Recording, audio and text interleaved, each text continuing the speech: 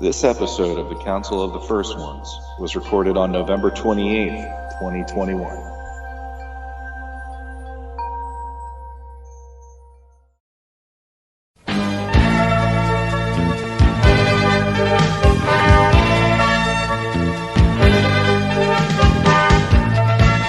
Hello and welcome to another episode of the Council of the First Ones. I'm Kelly, your host. Joining me from adultcollector.org is David. How are you doing, David?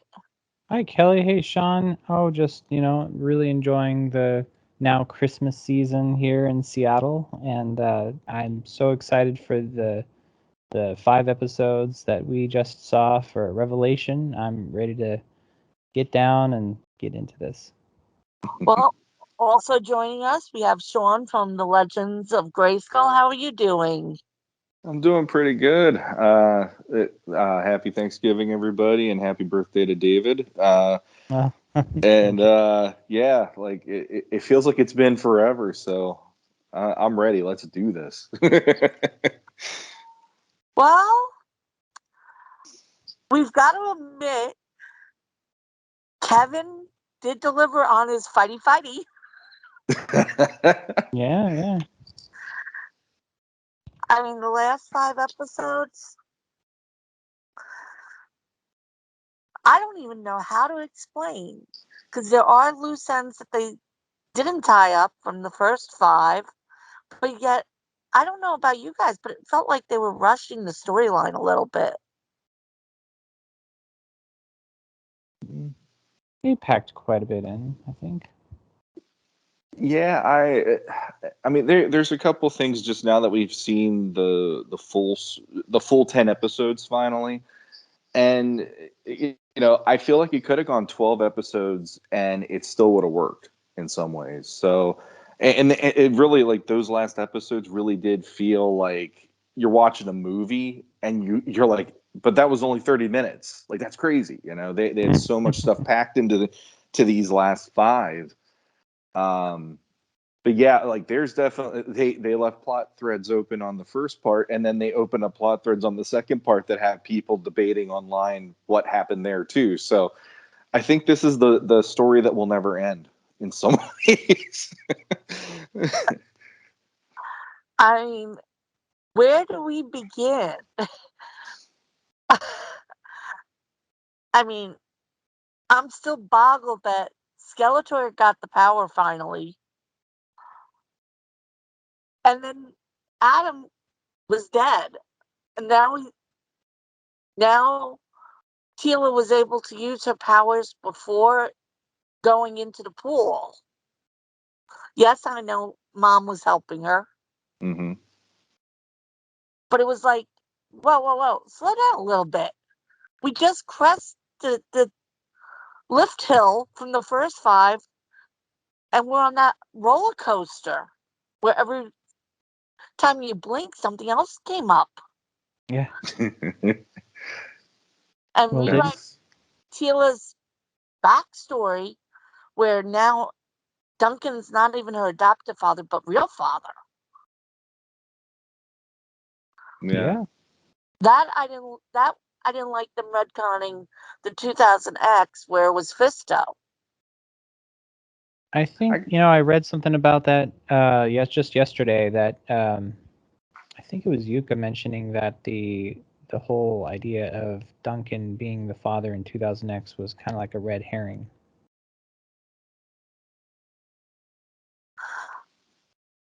I mean, it was well established that it was Duncan who adopted Tila, and I always liked that. Oh, I'm sorry. I'm very sorry. I was thinking of the whole Fisto. Yeah. Yeah, in 2000X. But yeah, Man at Arms Duncan was the adopted father, and while Revelation draws inspiration from Filmation and 2000X, it is kind of doing its own thing. I know. But I guess being lifelong and knowing that it was always Duncan's adopted her, it was like, whoa, that's not part of the script. One of my biggest things in general about this series is, and I'm gonna say, part two, I got into that one hook, line, and sinker actually faster than I did part one. Mostly because they were delivering on a lot of the promises that they were saying between part one and part two being released. But one of my biggest issues with the show in general is even within the fan community, we all have to kind of stop, and expectations and even continuity or canon are kind of like put aside because this show is doing its own thing in a lot of different ways. And so I can't really blame the people that got mad about it because there is, and I'm not doing the bait and switch, all that garbage. I'm not trying to talk about that, but I'm just, there are things like, okay, Duncan is now her biological father. Well, that's different, but it's sort of the same, but it's different. And some of the other things, and I keep thinking it would have been a better show if we would have had a season or two previous to this to let us know what the rules are within this story. What are the continuity things? Because even we talked about it when we talked about the first 5 episodes. I mean, Preternia being their heaven. A lot of people are still like, why did they do that? We don't know, other than they did it. It's same with Duncan.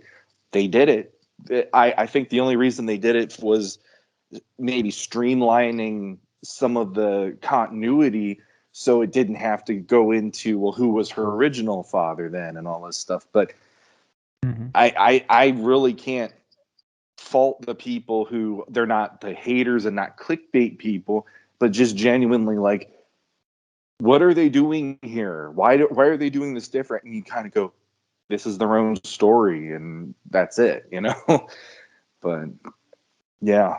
Sure. Well, so we finally learned that Liam Cunningham is, in fact, Tila's father. It's pretty awesome.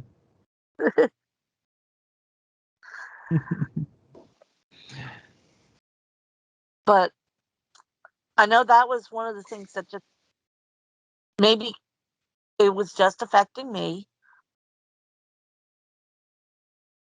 But the other thing, and it was funny because it was something that Yoni and Crespo and I used to joke how New Adventures would have a My Little Pony reference. Mm-hmm. This did continue that trend. Yeah?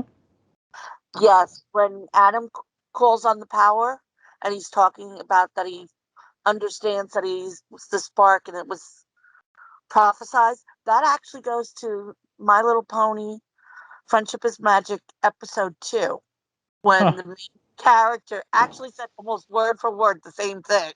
Really? Yes. Wow. So, I mean, it was little things like that I found. I know that's an Easter egg, but that was something that started with the New Adventures. In fact, the sorceress from New Adventures was the same voice actress that played Spike. And it was funny how, okay, it's sort of like keeping that little nudge to that one little season. Mm-hmm. That was one of those moments, even like the moment you're talking about. It was one of those. I would have swore that there was going to be a build up to that happening, Yep. and it was just so out of left field. Like, if I was in Adam's shoes, that would have never been something that would have been on my radar to do. And granted, they did two things that I personally, as a fan, never ever went to in my own head because for some reason I just wasn't that kid. I mean, you say by the power of Grayskull when he's He-Man and then he breaks the sword in two in the first part. And now in this one, well, if he doesn't have the sword, if he recites it, then boom, that happens and he becomes basically He-Hulk or whatever you want to call it, Savage He-Man. And Came it, Ular. what? Sorry. Came Ular. Yeah, well, he became Ular, but I never saw Ular looking Hulk like in proportions the way they did here. I mean, I know on Legends of Grayskull, Matthew Deutsch is like, I don't want the figure they're putting out because it should look like the Hulk. It shouldn't be just here's the He-Man buck again. He's very much like, I Right. want He-Man Hulk. And when I watch that show, I'm like, yeah, that doesn't remotely give you this is what this moment is in the show anymore, by the way they did it. But I liked the first time around when he had to do that, by the power of Grayskull, and then he breaks the sword in two because he's saving the universe. But the second time around, it would have been kind of cool to have the sorceress and him having another one of those moments before she, unfortunately, she passes away. I mean, spoilers for anybody who hasn't seen it. But before she dies, like through their telepathic link, saying to him something along the lines of, you've never done this before. There's reasons why, but now you need to do this, and at least put it in his head. I need to do this, and this might not be the greatest idea in the world, but right now we got nothing else to go to make this turn around somehow. And instead it was just, I've always wondered what would happen. I'm like, you have? Like, okay, that makes me a little worried then if you're thinking this is a great idea from the get-go versus having someone explain it to you and her going, it's not a good idea, but maybe now is a good time to do it just this once, or whatever. Yeah, I agree. There should have been some kind of conversation. That would have been one of the places I would have given a few more minutes. Yeah, exactly. I mean, this second half could have easily gone 7 or 10 episodes. Agreed. Yeah. And there were, I mean, that's a perfect example of where more information was needed. Mm-hmm. Sure. Yeah, and I watched all 5 episodes back to back so that it would feel more like a movie. But yeah, I agree about the Ular thing. That looking at his design in the show, it doesn't really match up proportionally well with what we're getting for the actual for the action figure. Yeah. And I don't know. It would be nice to get like a deluxe version that's where he looks more like his hulked out, he Hulk. Mm-hmm. He Hulk. Yeah. He Hulk with battle The axe. oh man, the minute the battle axe fell and he grabbed it, I actually started cheering because and then when I saw him using it, I'm like, this is the version of He-Man that my mom was scared to death of me seeing as a child, because we had that argument at the Five and Dime about he has an axe, what he's only going to kill people, and I'm like, oh, it's for show, it's for show. And then I watched this and I'm like, oh, there's limbs. Limbs are literally flying, and I was just like, oh my god! If my mom would have seen this in 1982, this brand would have never been anywhere in my toy box. But I enjoyed that quite a lot because I've been waiting for years to see him wielding the battle axe, even though it was Savage Ular He-Man, whatever you want to call him. It was still great to see it, and Yeah. there like again, there's good, and then there's this whole like, but those were villagers, the people, and granted, it's like they were zombie dead, like necromanced villagers, but there was the other part of me going, we're programmed to think the heroes have to figure a way to solve all the problems within a 20-minute episode, like on Filmation or even 2000X and stuff. And there was that part of me going, if Teela becomes a sorceress, is she gonna like magic this back and go back to the beginning again, or is this something that it's just gonna stick?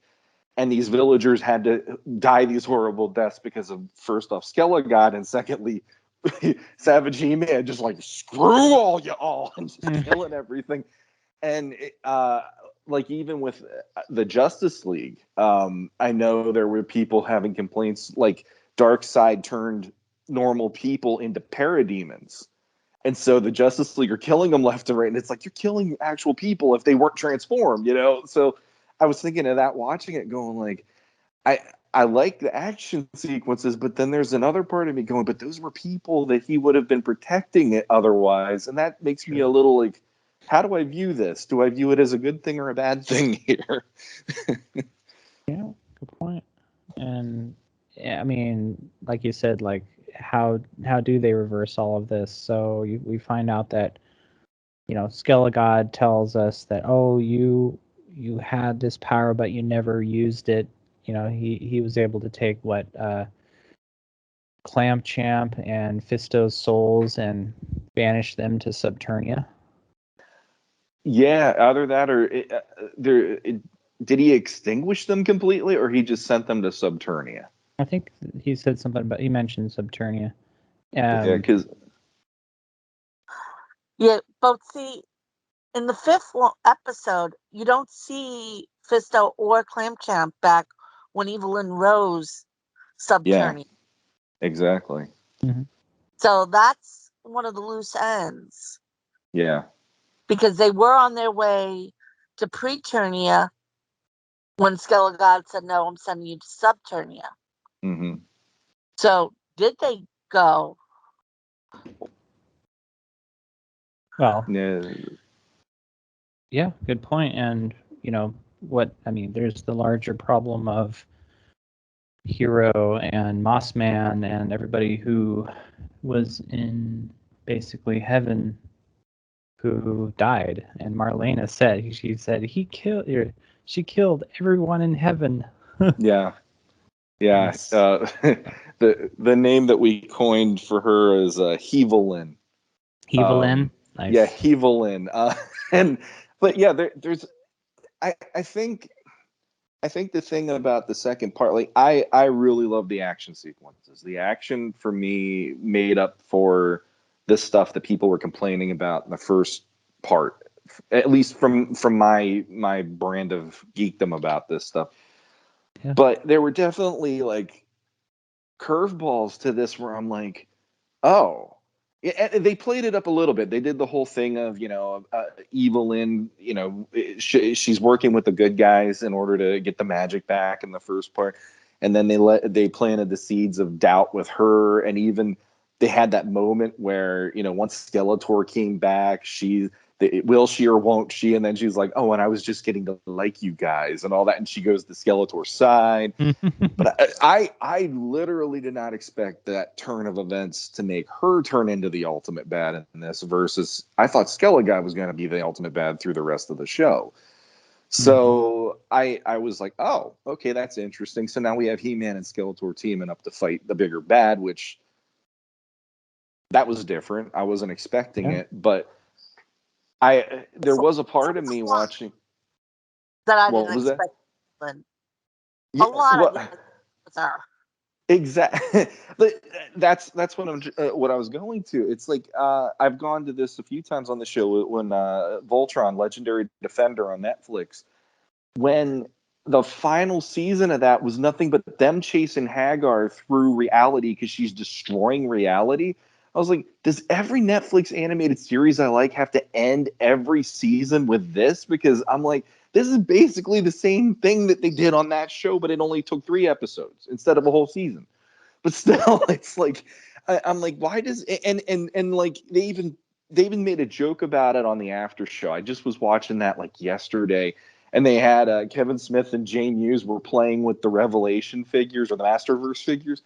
And it's like Jay's there playing like, I'm He-Man and here's Skeletor, and then Kevin Smith would come in with the evil inch going, but existence means nothing. None of this matters. And then after a while, Jay looks at him. He's like, I don't want to play with you anymore. And he walks away. And I'm like, that was a turn that I didn't expect out of her character. Nice. With everything that they did leading up to that moment. And it's like she looks into the void and she sees nothingness. And now everything means nothing and everything must be destroyed. And it's like, oh. Not just I wanted to ascend or something. It's nothing. Like nihilism 100%, and that's the end of it, Yeah, she was going to wipe out everything. And Skeletor had to team up with He-Man, which was really cool. That was my favorite part of the whole show. I actually love that he couldn't even be He-Man at that point too. It was Adam for the most part.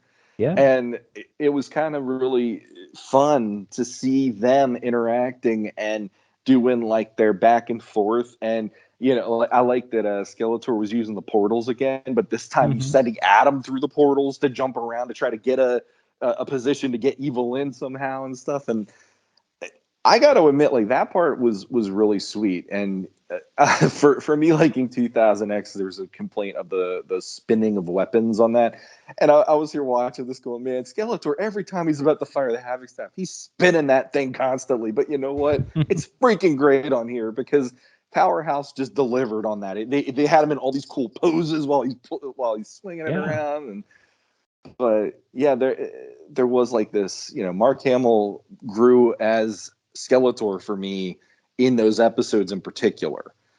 Because up until that point, I wasn't 100%. I kept hearing Joker too much. But then when those episodes happened, I'm like, this is working for me a lot more now.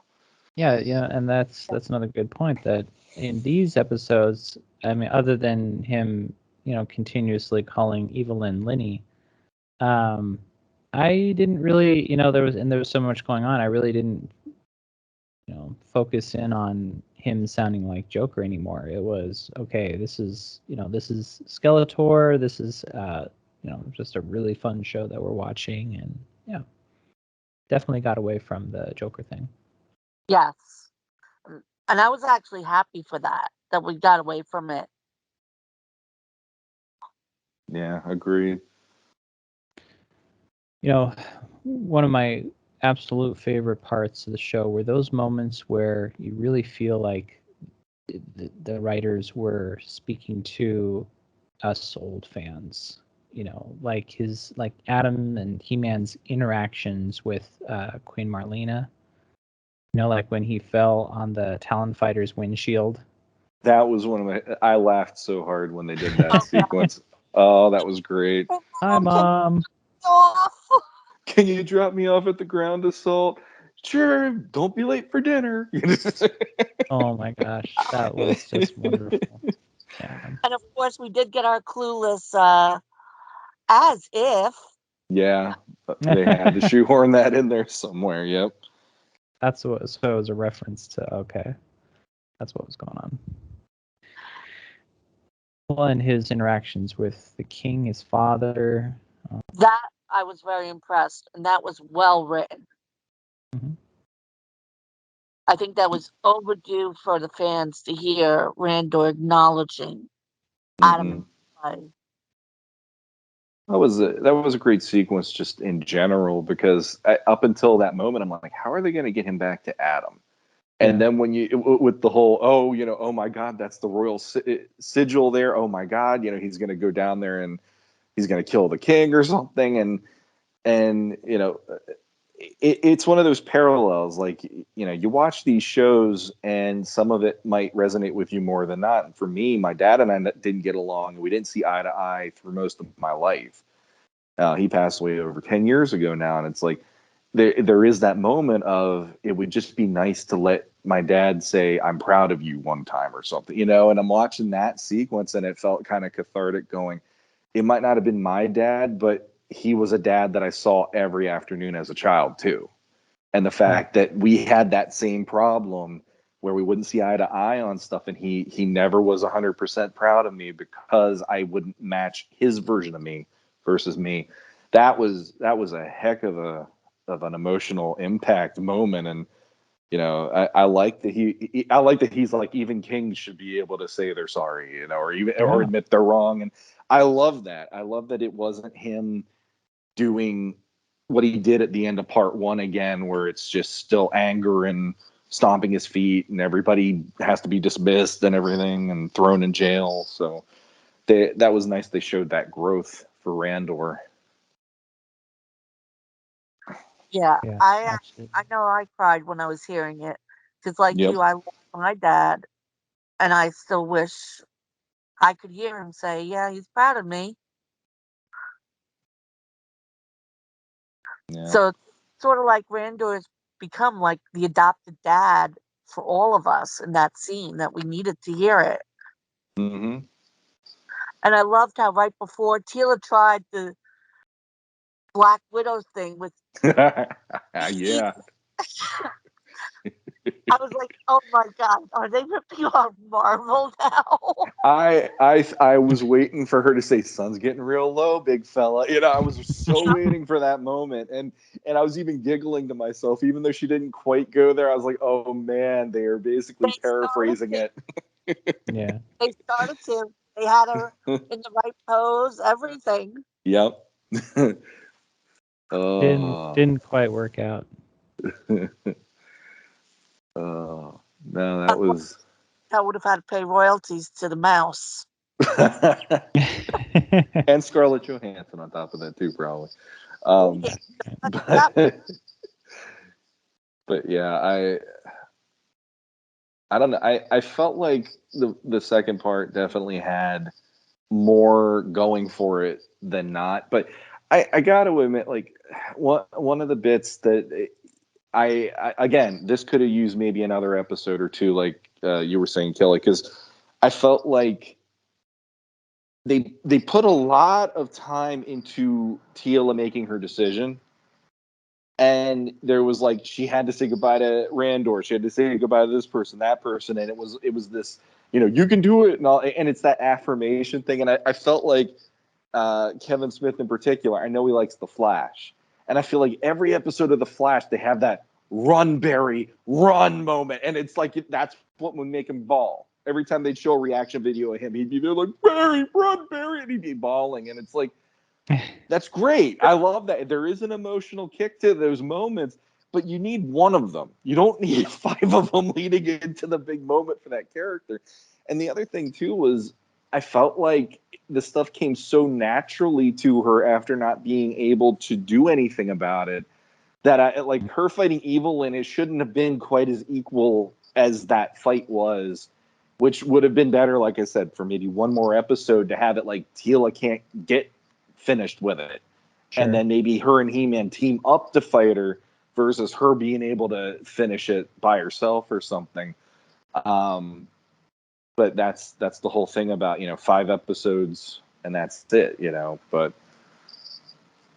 Yeah, for a moment it definitely had a kind of a Dragon Ball Z feel to it. Like, okay, so we've got to do the math here. So she's reaching the epicenter and she's going to be 100 more times more powerful, and then here's a new sorceress, Teela, and how powerful is she? And yep. Yeah. Yeah, and, I don't know. That was just me nitpicking at that point, but there was I felt like there should have been a little less evenness to that fight and her just beginning her journey versus Teela Na versus that Hevelin, as we call her on the other podcast. But I guess what do you guys think of the fact that on the new CGI show and in the comics that Rob David has worked on to this point, he has really been pushing for the we have the power versus I have the power, and we even got it on this show. What do you guys feel about that entering this canon now?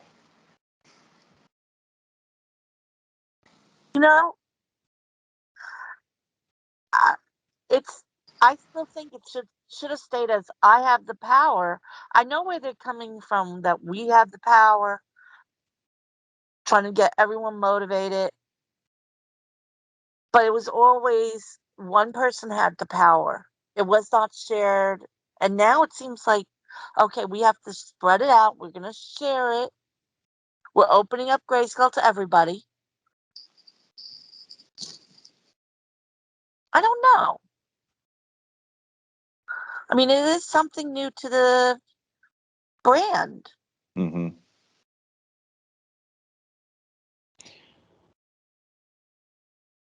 Yeah, I'm fine with it. I mean, it was mentioned in the Revelation show, and I don't know. I don't feel like it really hurt the show, that it damaged the quality of the story.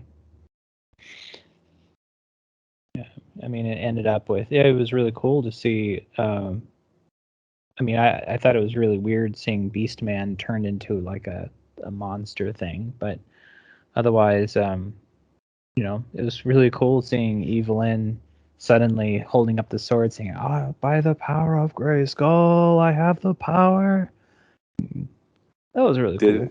I didn't see that coming from a mile away going into that Yeah. episode either, which was like when she did it, I actually caught my breath harder than I did when Skeletor did it because I'm like, they're doing it again? No freaking way. But Yeah. I guess the way I look at the the we have the power here, I like it in the CGI one because the CGI one is a whole new thing and it's like that's creating its own rules, I guess. And it's opening up a lot of things to people and opening up the heroes to kids that might enjoy it and stuff too. In this one, for some reason, when she said we have the power, it made me cringe because I'm like, if this is based on the old stuff, I feel like you can't just do that in a way. I feel like you need to keep it kind of consistent within that, I guess. And it was a little different because it wasn't they have the power. It was more she and Adam have the power because of their roles. So it's like she says, there's no more secrets. We're not going to have the secrets of Grayskull. It's going to be different with her as sorceress, and that's fine. But I almost feel like it would have been it would have been better for her to say it there versus saying it when she was turning into the sorceress or whatever. But yeah, that one for some reason was like, do I like that in this show? Because it really didn't feel like this is the show to do that versus the other one. But like I said, that's my conflict because well, like this was always supposed to be for the older fans, mm-hmm. not the newer ones. The newer ones, the CGI it fits perfectly with that. Yeah. Yeah, definitely. This one, it doesn't feel natural. It feels more like a mandate. Like this is what we want to have it be doing by the end of it. But again, we have the power in the other show to me is cool because they do. Each of them is sharing the power of Grayskull with amongst their group. So it is we have the power, and they're like the Avengers going head to head against Skeletor, which works. In this one, it's He-Man and Sorceress are the ones using it, but everybody else is just Man at Arms is still Man at Arms. Randor is still Rand. Like again, it Right. would have been like her talking about opening things up and no more secrets. It would have been kind of cool for her in that moment to go, like after all, Adam, we have the power, like that. It's everybody now because that's what I'm going to do with it or whatever. But yeah, it feels almost like this is now the new mission statement for the brand, and this is it going forward. I don't mind it necessarily, but it feels a little weird in this show because of the canon that they're loosely following, I guess. So, that's just me. Again, nitpicks. So, I Well, could have. oh, sorry. I'm good. I was just gonna say I'm good either way with it. It didn't. Like you said, the CGI it really felt like a centralized piece of that show. mhm. Yeah. In Revelation, it was more. It was mentioned but it wasn't. I didn't feel like it was like the theme of the show or anything like that. Mm-hmm. But yeah, what were you gonna say, Kelly? Well, I was going to see how you guys liked our first inappropriate scene, I guess we could say, on the spaceship. I mean, when Evelyn did that, I was like, excuse me? Did Masters just go there too? Well, this show was funny to me because it went to, I mean, they went to killing number one, which that was not necessarily a Masters thing typically. And they went to even divorce, which doesn't Yeah. happen Yeah. and it's not hardly uttered. And then we went to that, and I'm like, man, this is what they meant by this is for us versus it being for my kids or whatever. Right. That moment amused me mostly because like looking at the way they animated Skelegon's face there had me in stitches because I'm like, he's gonna put it down, and he did, and I'm like, saw that coming from a mile away. But I, I'm gonna be that guy on this show because I'm that guy. If she was giving me the eye like that, I would have been just as stupid. Let me put it that way. Well, Even though I knew there would have been something in the background, there's a reason she's doing this, but I'm gonna risk it. Oh. Well, guess we could say there's the origin of Skeleton. Yeah, basically. I Yeah, that was definitely like watching that. I even felt weird watching that, and that made me. I'm still not sure what I think of that moment in the context because it's never like the closest that we ever got to something like that was like 2000X. They had them like Keldor and her making eyes at each other, and there was a flirtation at least. And in the movie, there was like the way that he was with her, it was like you could tell there was definitely something there, and but beyond that it was never that big of a thing. And then all of a sudden we have straddling, and we have her talking about that's not the point that I'm looking for. I'm like, oh, okay. I just saw it. Oh, I just I saw it would as like, of your son's eyes. yeah. we haven't even gotten to that episode because my kids after 2 episodes wanted to do something else, and I'm like, okay. I watched it myself then, the remainder of it. But you're right. They did bring up things that were geared just for us, like talking about divorce Yeah. and the Yeah. heart of losing a child. Yeah. And Yeah. you figure Marlena and Randor, they had lost one child already, which they didn't bring up. Hmm. But then losing Adam, you can actually see the toll it took on them. Yeah, and they did the whole her giving him the Marlena giving Randor the dirty looks whenever she was hugging Adam and all that stuff, and him just looking completely, lost.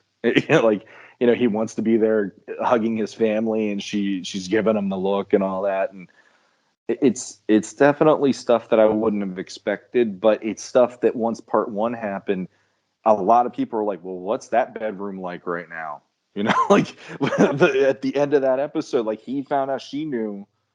How's that affecting them? And at least they didn't pull their punch there. At least they were like, yeah, this messed with them.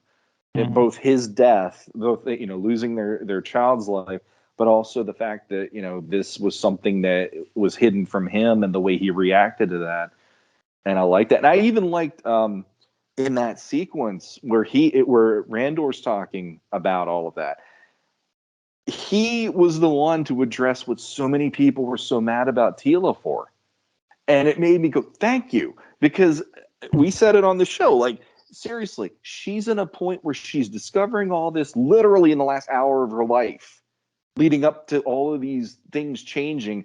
And everybody's like, oh, she's such a brat and she's so this because it's all about her. It's like, well, in that moment, wouldn't it be about you? You're dealing with so many things at that moment. You're allowed to be mad. You're allowed to be angry, and you're allowed to be sad about all this stuff. And I like Right. that. That's he flat out did that too. He's just like, you were in a dark place. You're allowed. Like, and it's like, thank you for everybody who had a problem with that. Shut up. Like, it's like until you grieve, you don't know how that feels necessarily. Mhm. Yeah, I was talking about, those moments that really spoke to us older fans, and it wasn't, and there's two sides of it. It's the nostalgia, speaking to the children inside of us, and then there's us as adults, and Mm-hmm. the things that you just covered really, really highlight that. Mm-hmm.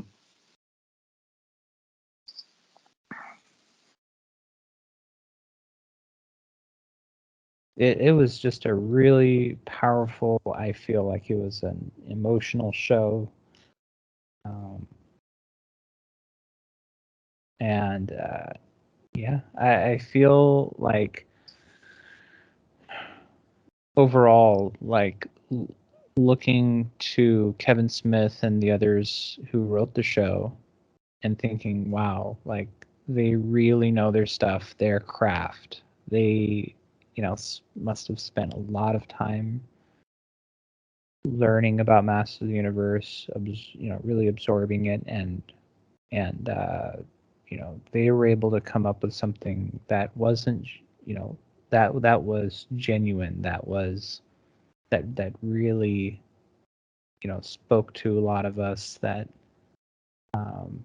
that really grew up the brand for us, you know. And yeah, I'm so sorry that, you know, Kevin Smith and everybody who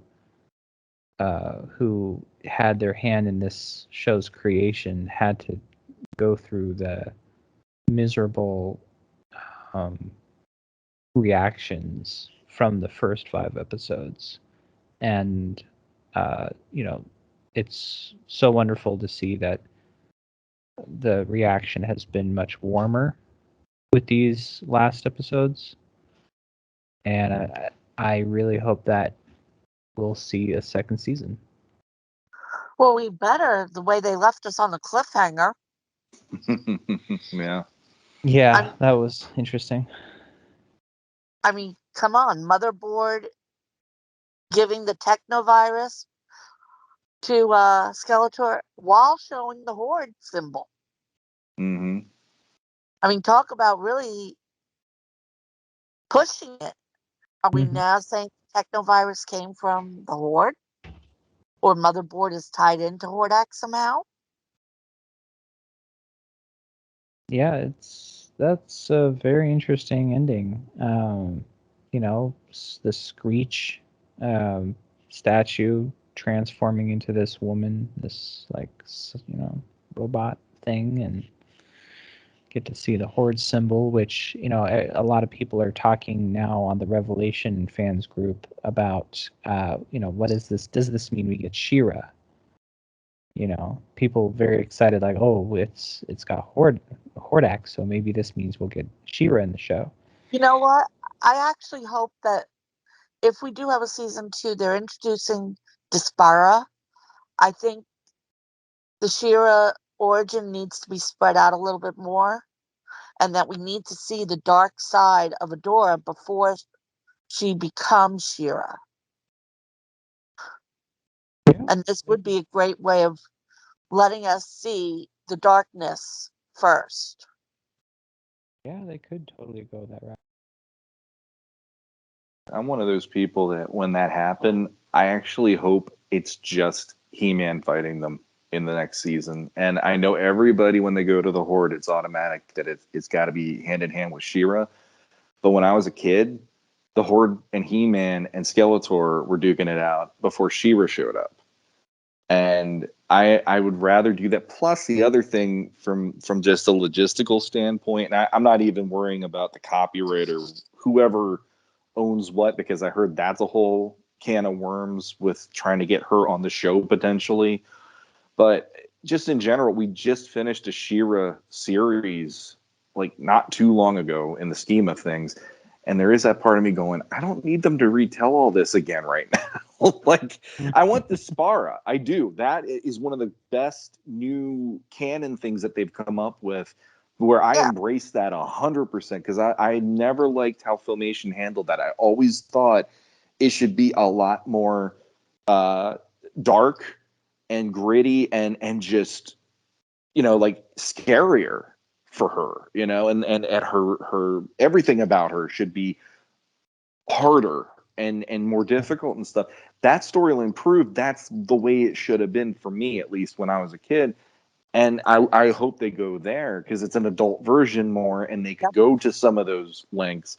But the other part of me still is like, I almost hope they would end that season with her showing up like that and be done, you know, like, and then do, now we have season 3 possibly, you know, and then they get into She-Ra and give us a little more of a break between the Netflix one that got all sorts of controversy. This show has all sorts of controversy. I'm like, can we just not controversy? Can we just watch something and enjoy it finally after this point? But I really Wait, hope the Spar is setting. the way they go.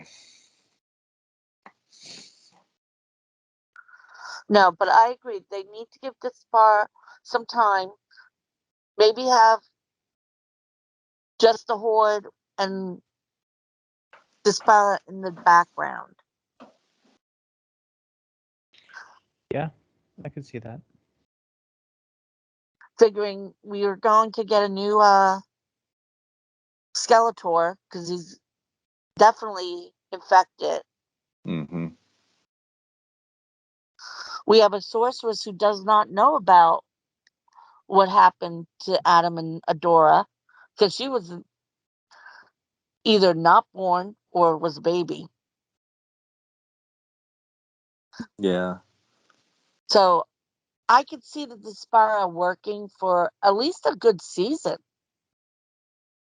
I agreed, and I think that's the name they should give her. And if there's any copyright issues or trademark issues, they can deal with it going into another season or something, possibly leading up to if they could have her become She-Ra then or something. Which, I mean, again, like the whole thing with this show for me is you start the show off at the end of a story.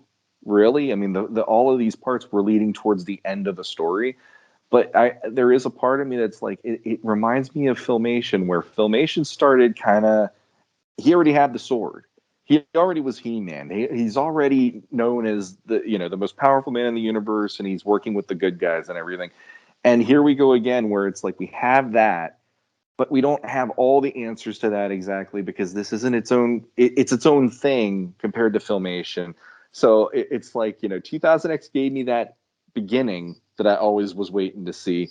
But now here we are, we're doing that again, and then we're going to get a beginning for She-Ra, and I'm kind of like, just I'm just here going like, why? Like, it kind of bugs me in a way. Like, I wish there was a prequel series to do that work for He-Man right now and give you, this is the continuity we have from beginning to end, so you can't complain about it. This is the show we're doing, and it draws from too many things, and it keeps driving me crazy like that, because like you said, Man at Arms now is legit. That's Teela's dad. There's no way around it. And it's like, for some people like me, I just went, all right, simpler storytelling.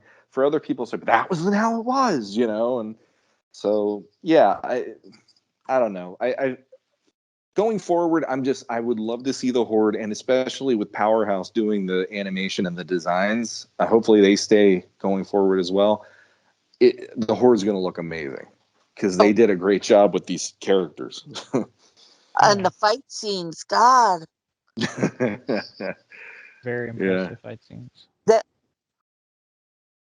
I mean, I knew what to expect from Powerhouse, but they surpassed my expectation with the fight scenes. And I think we got almost every single character from classics in it. We got some. We didn't get all of. I was kind of sad that we never got to see, like, we got to see Buzz off Stratos. I like that Ram Man at least got to say a couple lines to He-Man. Even like that, your mommy messes you or whatever. I'm like, oh, that's just. There was a part of me that groaned a little, like, I don't want to hear He-Man. It was somebody like, your mommy wants you home now, or whatever. Yeah. But I was line. kind of. Oh, sorry. What was that? Sorry. I said I didn't care for that line when I heard it. But I was actually kind of let down that we didn't even see like Manny Faces or Mechaneck in the background anywhere. It was, we at least we got Fisto and Clamp Champ, although for a little bit, but Hey, we also got Goatman and Pig Boy. we did, and they were Goatman was voiced by Kevin Smith of all people, so there you have it. I like that. I don't do quips, kill them or whatever he said. Yeah. That was fun. And we also got Blade in Blade. there too. Yeah, Blade. Yeah. It's too bad that he didn't have any lines. Like, it would have been wonderful to get the original actor to voice him, even if it was for 1 line, 2 lines. Yeah. No, that was one where the minute he showed up, I actually hit my table. I go, holy crap, it's Blade. That's amazing. Yeah. Did not see that coming. Like, wait a minute, did I just see who I thought I saw? Man, it's like watching a Royal Rumble pay-per-view and seeing like old wrestlers come back and everybody cheers. Oh my God, it's him. Yep.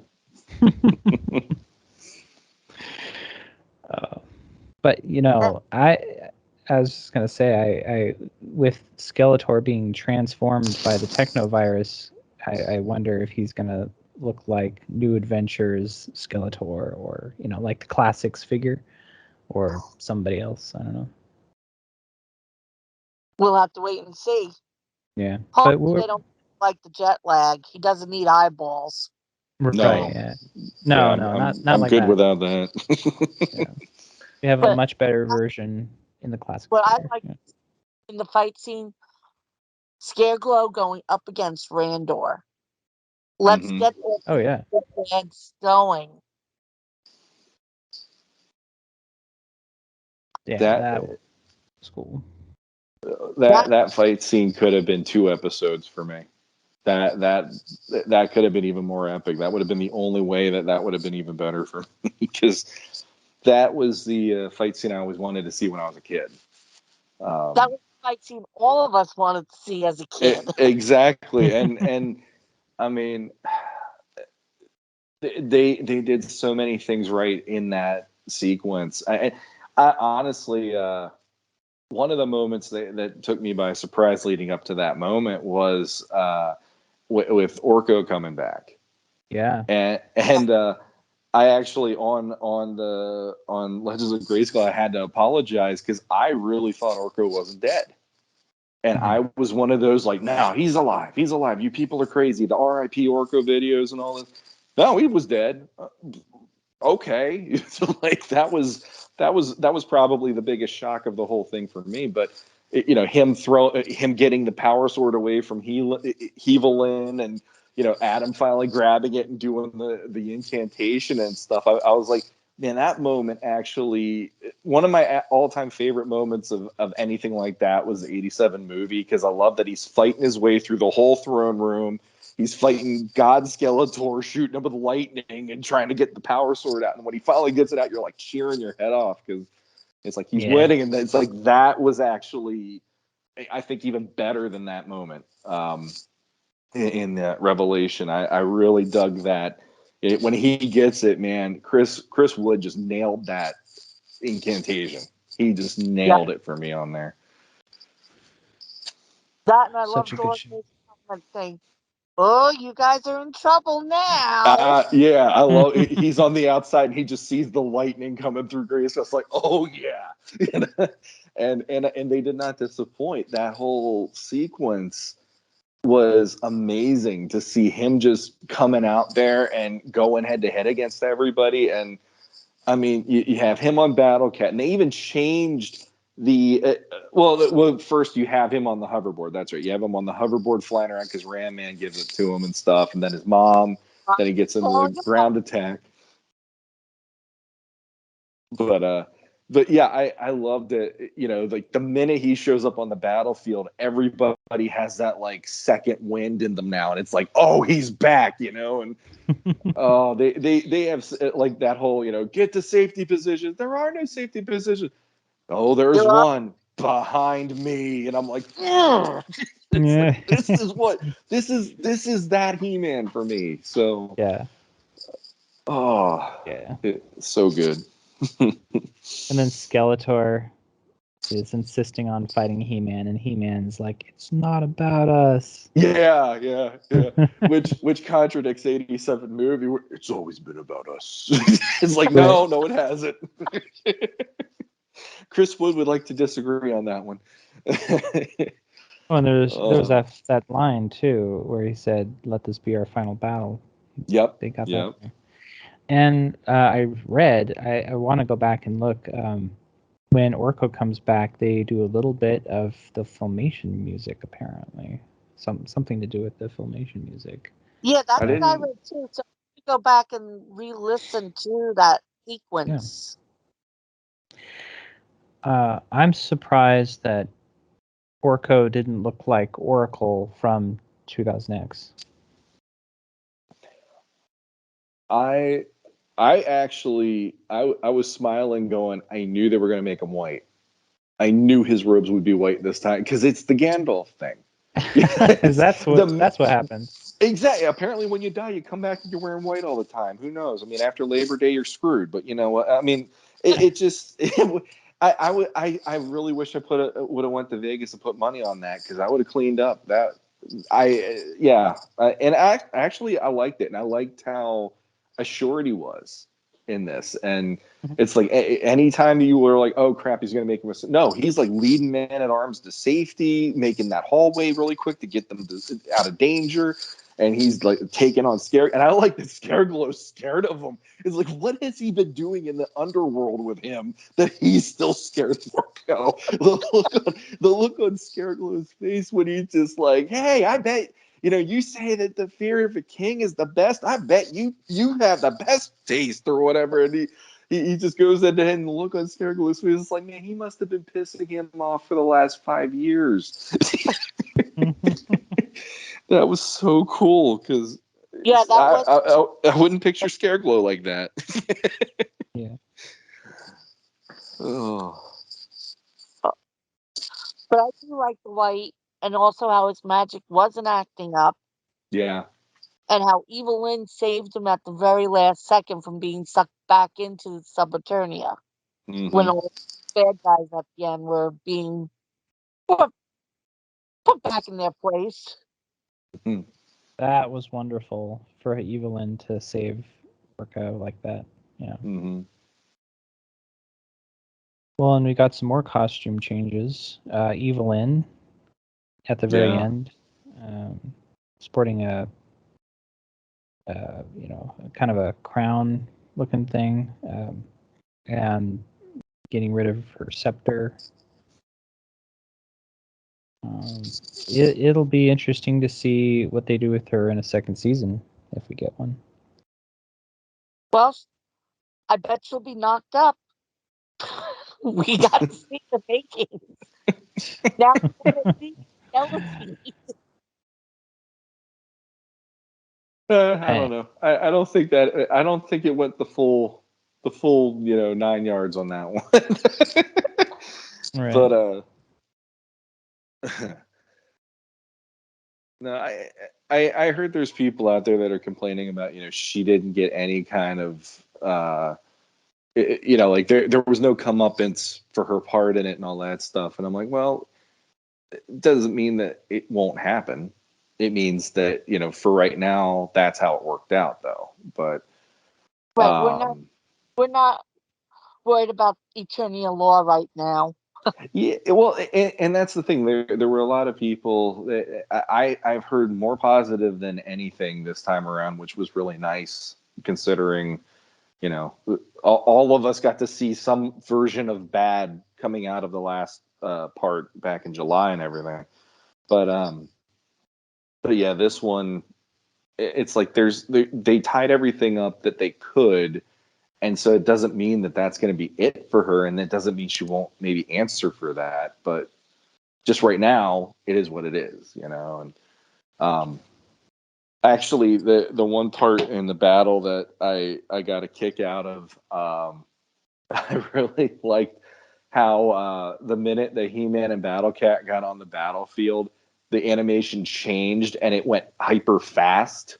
Mm-hmm. And I was watching that. And I started laughing to myself because when I was a kid, the cartoon that managed to pull me away, it was like that meme where you have the boyfriend and girlfriend walking by and the girl's walking behind him and the guy turns around and he's looking at her. It's like that was me in Masters of the Universe until I saw the Thundercats intro back in the 80s. Oh yeah. Because that intro was insane. Like every time I watched that as a kid, it's like I didn't need to watch the rest of the show. Just show me the intro and I'm a happy camper. And I was like, this is Powerhouse going, no, we're going to Thundercats this. And they just went nuts. And I'm like, that is how it would be if you animated He-Man like Thundercats. This is amazing. Yeah, the opening to Thundercats is like drinking a cup of coffee. Oh, it was like you just got shot up with espresso. Yeah, exactly. You're there as a 6-year-old jittering in front of the screen while Lion-O and Chitara are going crazy on it. And it's like, man. But I dug that quite a lot for just it really was going places with that animation, and it's like He-Man was just going nonstop. And what I love too is when you see his face, usually he's smiling because he's just having a blast being able to let loose on these things for once. Yeah, that was just wonderful seeing He-Man so much in this one. Well, I mean, as the last 5 episodes as Prince Adam, as He-Hulk, as He-Man. Mm-hmm. Yeah, it's like Kevin Smith said. He said, "You're gonna have more He-Man than you're gonna know what to do with." That was pretty much true. Yeah. Yeah. And there was Point Red. I mean, they made Point Red look really awesome Mm-hmm. with the Talon Fighter. The locations. I mean, you know, going back to the costume changes, we saw a new, redesign for Tila as the new sorceress. Yeah, I really like that design. I thought it was a great meld of her and the traditional sorceress like we know her. Yeah. And the other thing too is the Mystic Mountains in this were really cool because I like that they didn't just make it here's this mountain range or here's like a forest in the mountains or something. They had like floating rocks and things like that. It was very much like it's ethereal to be there and it's peaceful, but it's got this otherworldliness that even Filmation they didn't go quite to that extent. And I really felt that was effective this time around to make it their own like that. Right. Yeah. Well, and those manticores Mm-hmm. hanging around, those poor manticores. The poor man. Yeah, that was another thing. Like poor Cringer. Cringer's trying to take a drink, and all of a sudden there's blood in the water. Even I was like, "Damn, that's dark." Yeah. Oh, that poor cat. No wonder they call him Cringer. Look what he has to go through. Yeah. And we have to remember the late Panther since he met his demise. Oh my gosh. And Panther was so great in this. And what was it? Skeletor shows up like, "Oh, look, Evelyn is Panther." Yeah, And she turns him to stone, and immediately Skeletor's like, "I'm gonna kill you for that." yeah, I like Yep. that. I loved how they animated his face there because it was you could genuinely feel like Panther might have meant something to him versus anybody else. But yeah, Man, that was just brilliant. There's so Yeah, many good. so we all know Yeah. Evelyn's a dog person. Right. Well, and going back to Evelyn, I think that in a second series she could come back and redeem herself by helping to save the universe.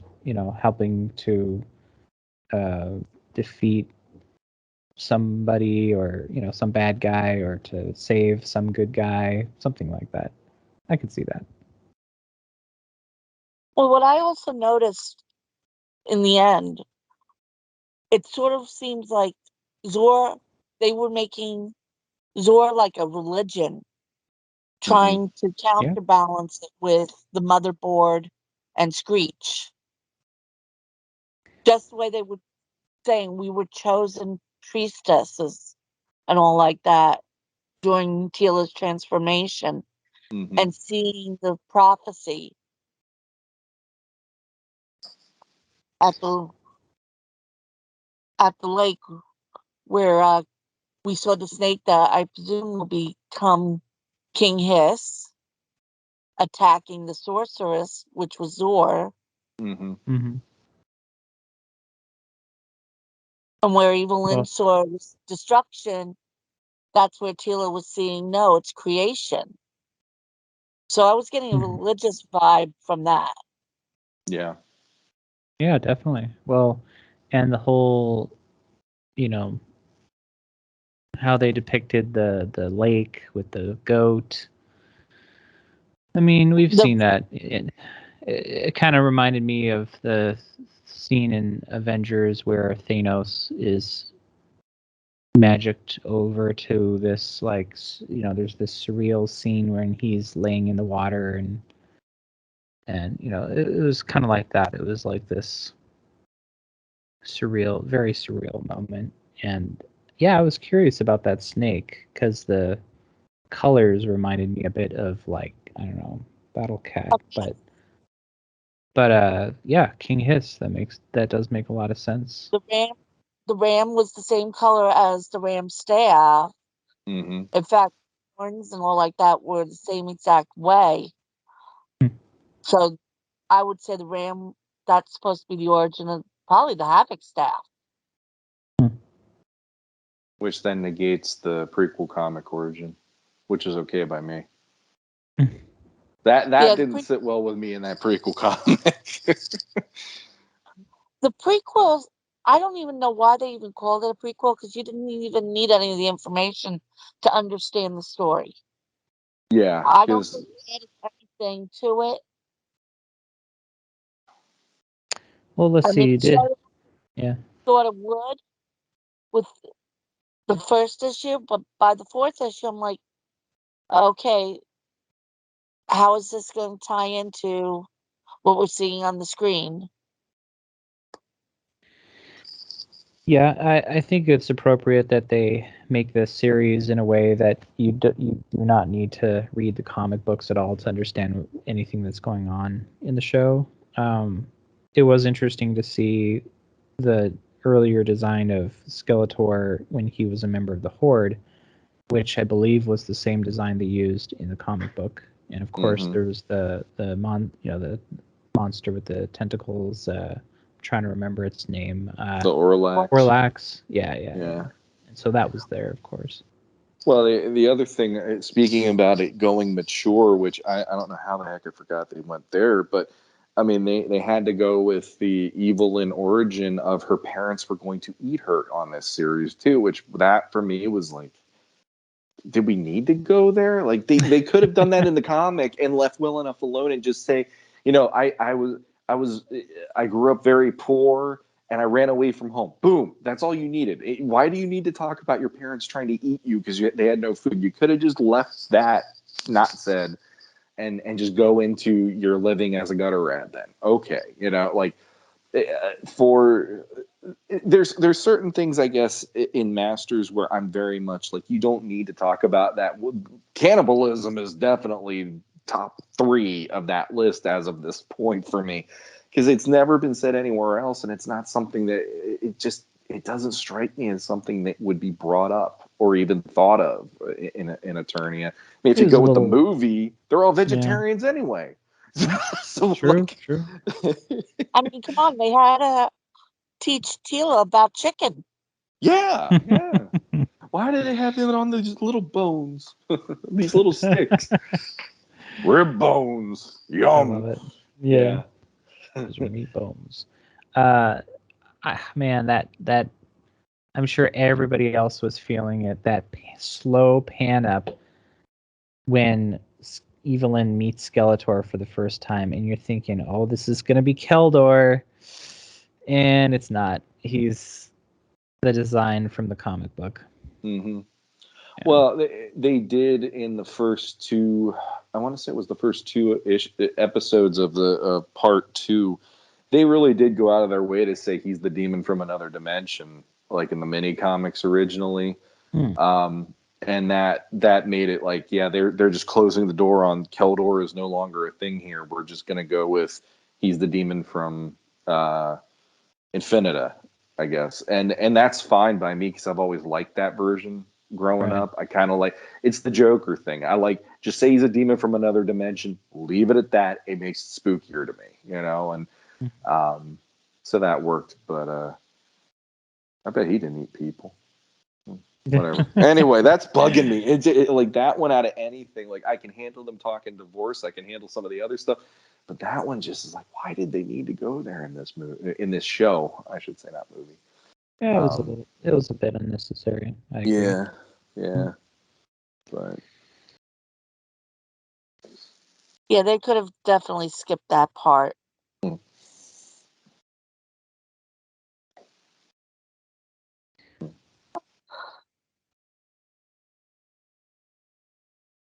So I'm trying to think, we missed any parts? I'm sure we did. There's a lot in this.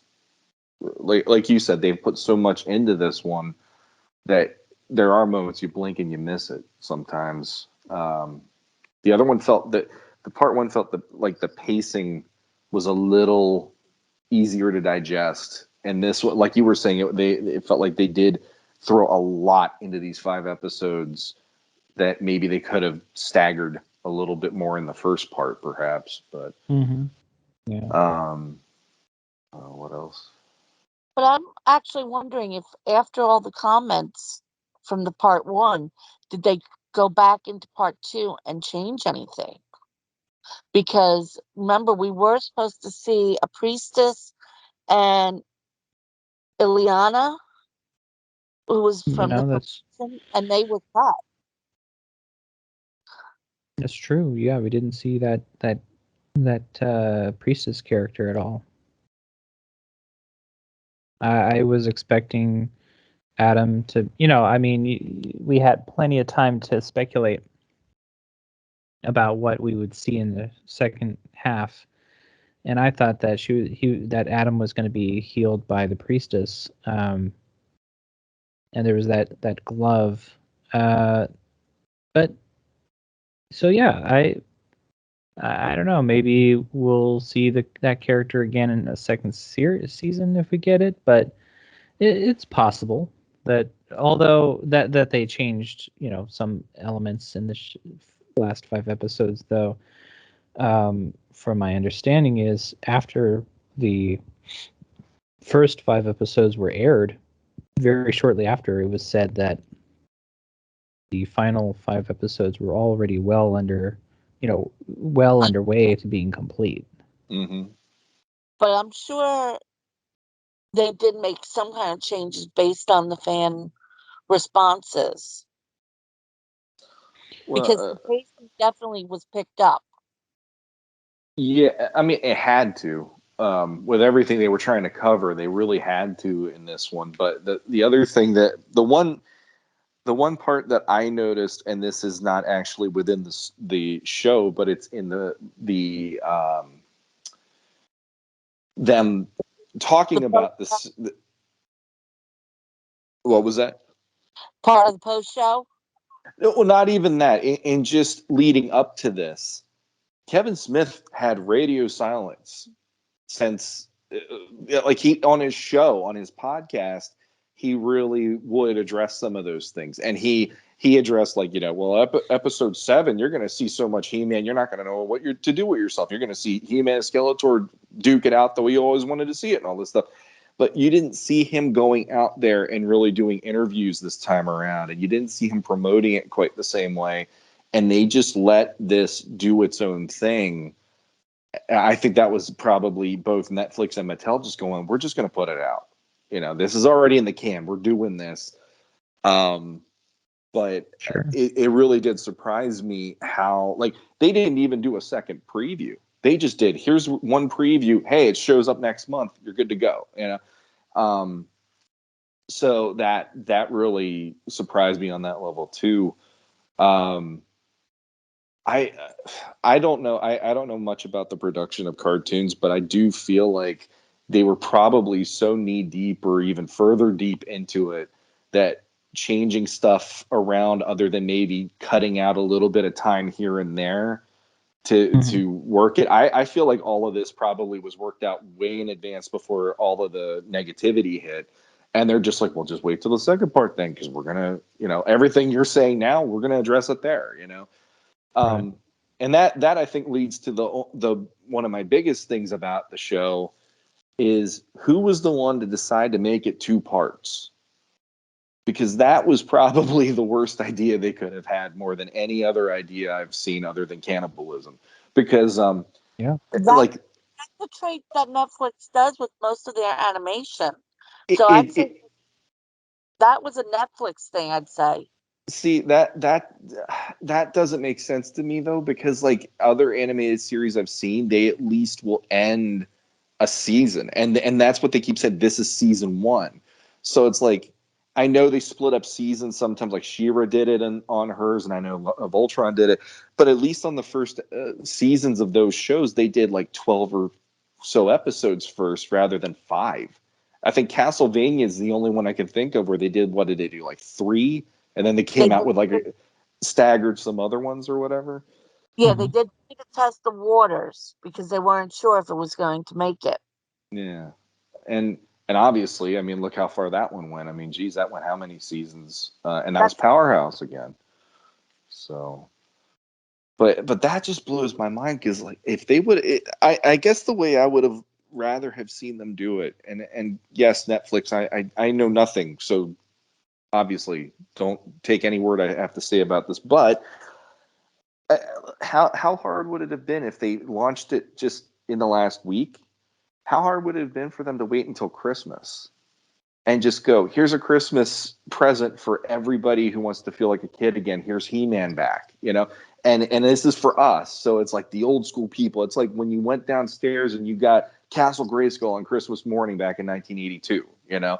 Like, Mhm. how cool would that have been? And just do all 10 episodes back to back and be done with it. And then you don't have as much of the craziness that they went through at the middle of the year and have that going into this one. Yeah. I have questions. That's Well, that's all I know. no, I well, agree. yeah. Them splitting up season 1 the way they did was unnecessary. They Yeah. don't.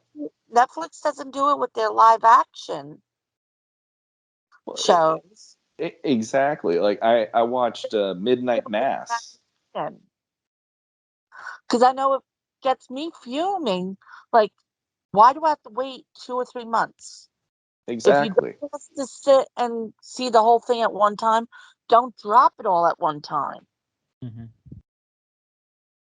Yeah, because real quick, like Midnight Mass came out on Netflix in October, and if they would have cut that right in the middle when they did, man, talk about screwing it over. You know, like that was 7 episodes.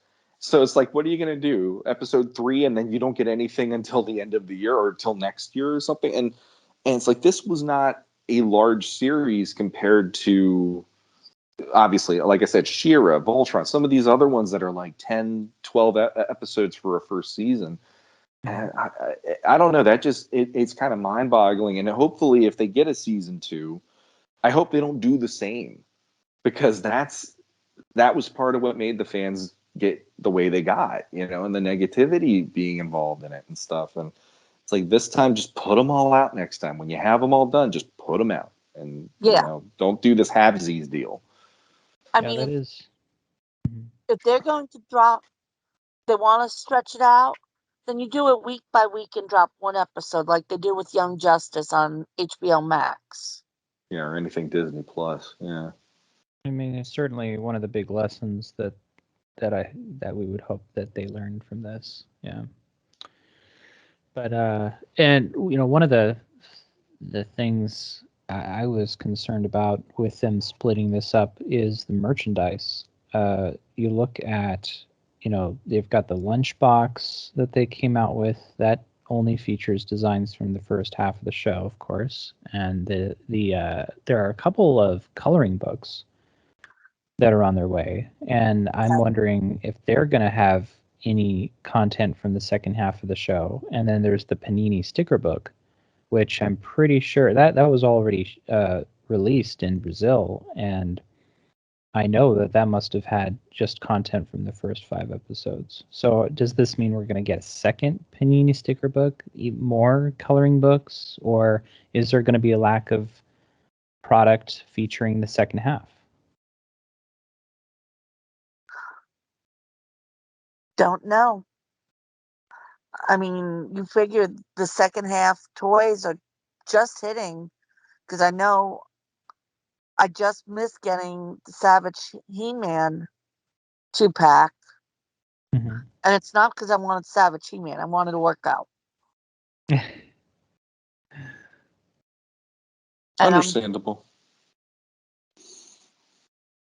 they did say there's a few more deluxe feet ones coming out. So we have to wait and see as far as the toys. Yeah, yeah, we'll see. Because See now what I they do want there. workout in white.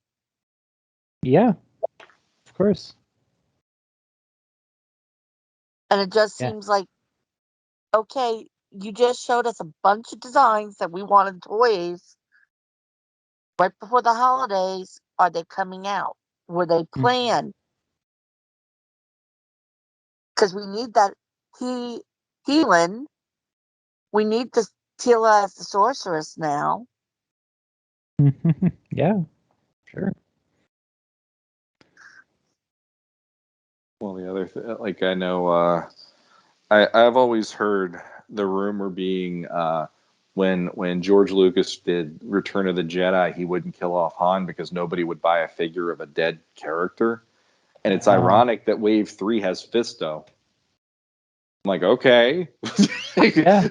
I guess they're putting their bets against what George Lucas believed back in those days, because I love Fisto. He's one of my favorite of the heroic warriors, and the minute they did that on the show, I'm like, okay, well, that sucks, because I really wanted to see him in action. And hopefully his final battle was going to be knockdown drag out, see him get involved. It's like, oh, he gets to fight Mist, okay, and he gets to also do fist puns with everything, which that was in that way. I'm like, okay, thank God you're not still in it, because I don't need you to rhyme about fisting things and stuff like that. That's okay, you do you, but I want to see you go into battle and at least punch something really hard.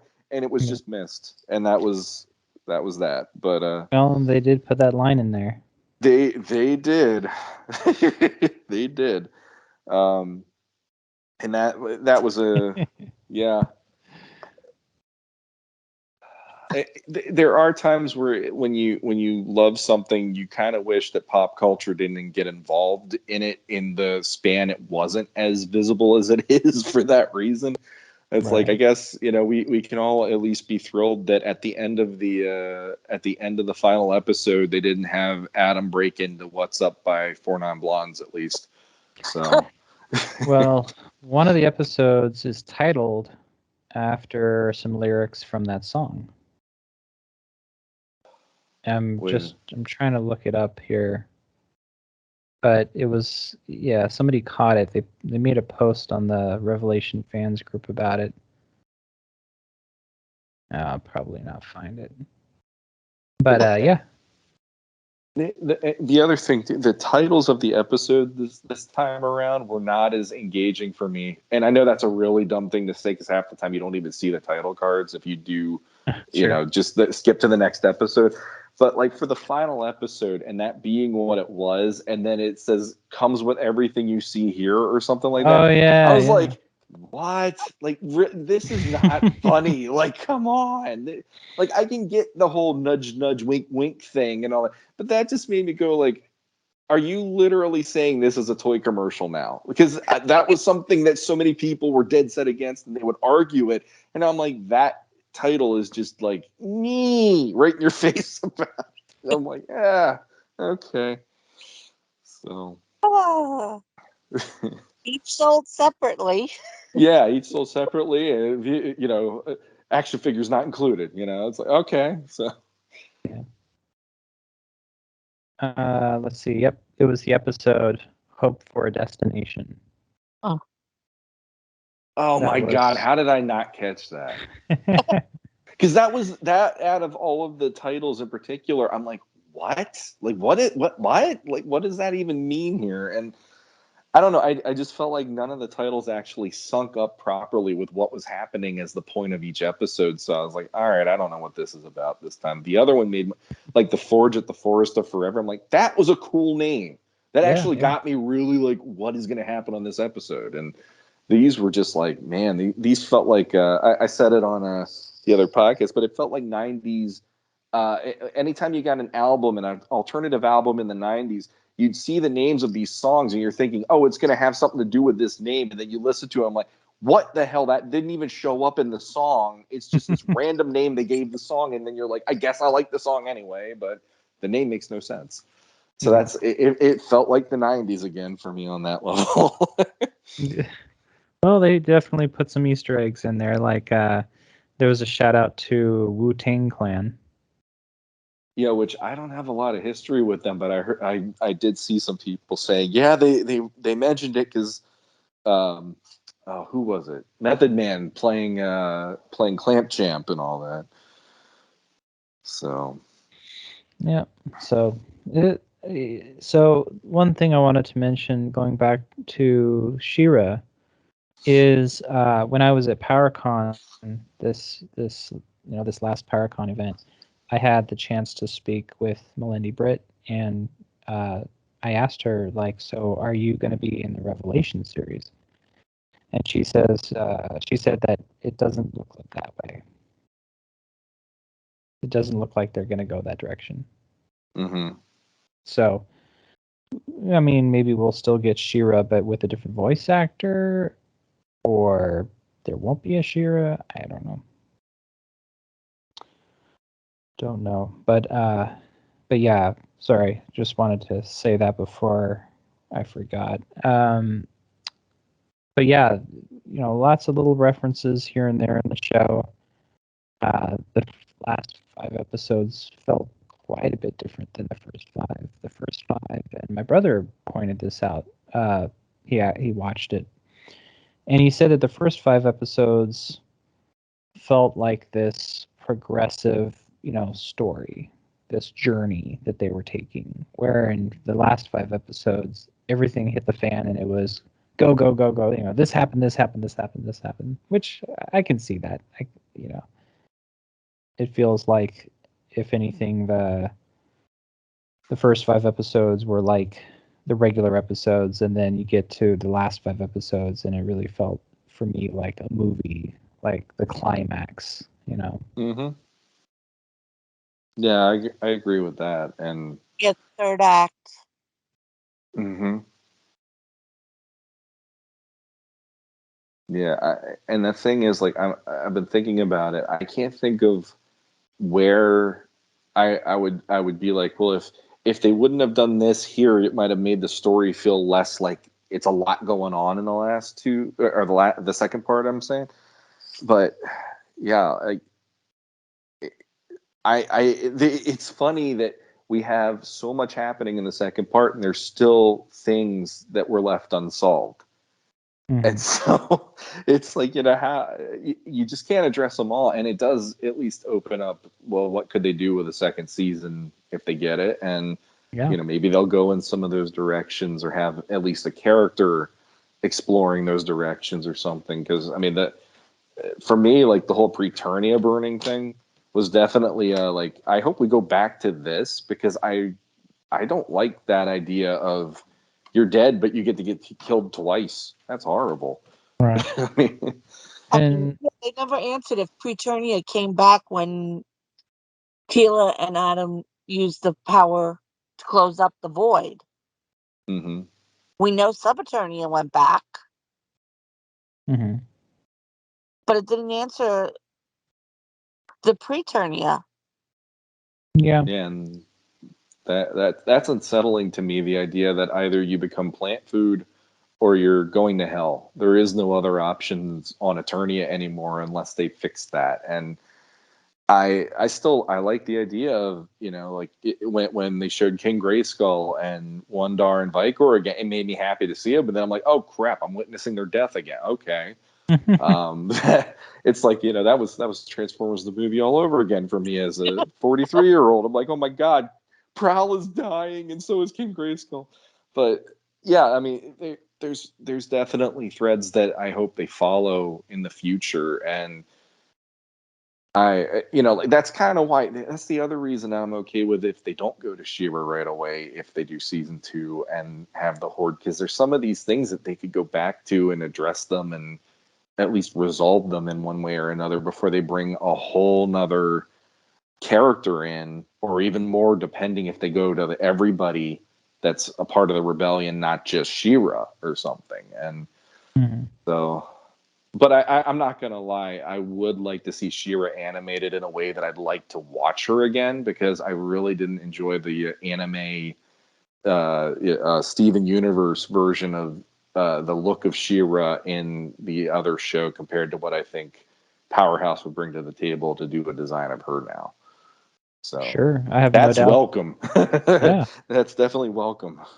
I have no doubt that they would bring back She-Ra with a design that looked very reminiscent of the 80s She-Ra. Yeah. Mm-hmm. But I have a feeling they might not go with the She-Ra, because don't forget there's a live action series in development for She-Ra. Mm-hmm. That's true. Is that on Amazon, I think? I'm not sure if it was Amazon or Netflix, but I know it's on a streaming service. I mean, I heard the rumor that there could be like a live action She-Ra show or something. But we'll see.